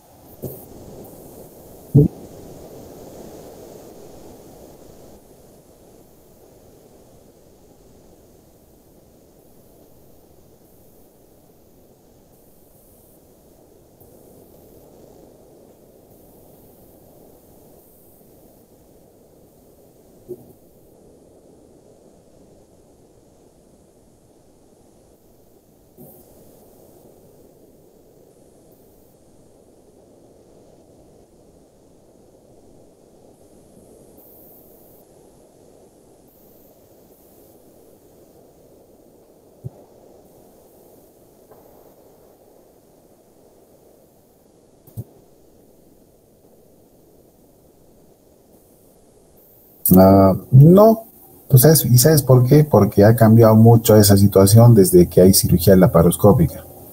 Porque la forma o el sitio por donde tú vas a incidir en la laparoscopia pues es múltiple. Tú puedes entrar por el ombligo, puedes entrar más arriba, más abajo y vas a tener la misma visión. Entonces la entrada de la cirugía laparoscópica justamente ha cambiado mucho de esas cosas. Ahora, el problema del apéndice no es la infección en la parte más superficial, no, sino es la parte de la infección en el mismo sitio del apéndice. Ahora, no confundamos con el hecho de que en la medida de que uno tenga más grasa, por eso es que antes, por ejemplo, cuando no había mucho manejo de la apendicitis o de la laparoscopía en general, una contraindicación para la laparoscopía era la obesidad. Ahora más bien, en base a eso que tú has mencionado, la cirugía laparoscópica es la cirugía de elección en los pacientes que son obesos, que tienen más grasa, como tú dices, ¿no? Porque en los pacientes gorditos que uno le hace cirugía abierta y que se contamina toda esa grasa con la pus que pudiera salir de la peritonitis, por ejemplo, en las infecciones de sitio operatorio en los obesos son mucho más comunes y mucho más graves. Por eso es que con esa curva de aprendizaje que había durante tantos años respecto a la laparoscopía, ahora en estos tiempos dentro del protocolo, la cirugía de elección es la cirugía laparoscópica.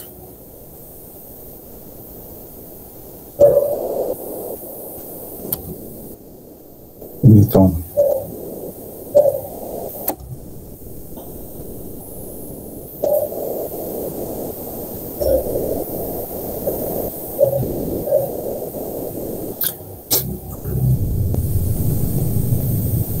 Si no hay más preguntas, entonces, Mariluz, por favor, quedamos para que quedes con tus compañeros para que podamos recuperar la parte práctica de las hernioplastías, y los otros dos siguientes grupos, uno de ellos va a ser lo que es las fundoaplicaturas, ¿no? Y el otro grupo va a ser todo lo que es apendicectomía laparoscópica, ¿ya? Pues ya tiene la exposición de los 4 próximos grupos. Entonces, por favor, Mariluz, te pido de que quedes en esta semana para recuperar esas 2 clases que no hemos hecho, por favor. Ok, doctor. El viernes, doctor. ¿Podría ser? Sí, está bien el día viernes. Ya, doctor. Ya. Queda con tus compañeros y me confirmas, por favor, para coordinar bien. ¿Ya?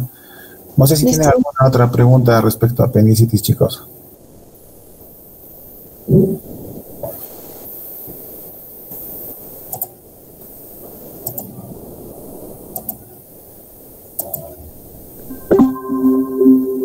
Listo. Si no hay más preguntas, entonces nos vemos en la próxima clase. Muchas gracias por vuestra atención. Cuídense mucho. Buenas tardes, doctor. Gracias. Gracias, doctor. Gracias.